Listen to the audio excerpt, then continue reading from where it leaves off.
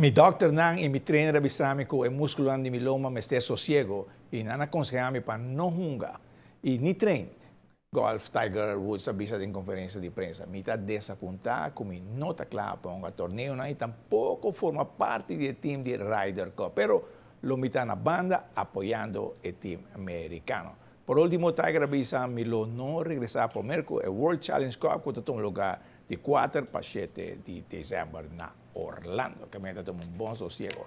Y después de algunas semanas de vacancia, campeonato de FedVeta, Liga 50 Plus, a continuar. Contrario na ayanang anterior campeonato de Liga 50 Plus, se hayan aquí tonga 2 vueltas y después lo tuvo lugar Weganan de playoff. Después de una vacancia, ayer Weganan a continuar el terreno de centro de barrio Deporte Dakota, camina en 2 partidos. En el primer juega, el team de Paradera SA está derrotado a Britania con score de 3-1. Mientras que de 2 partidos, invicto de Roma, con gol anotado para Eduard Clarissa y Adi Martilia, está derrotado a Rosur 2-1.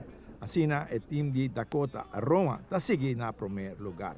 Weganan de 50 Plus está continúa otro simán de Aranzón.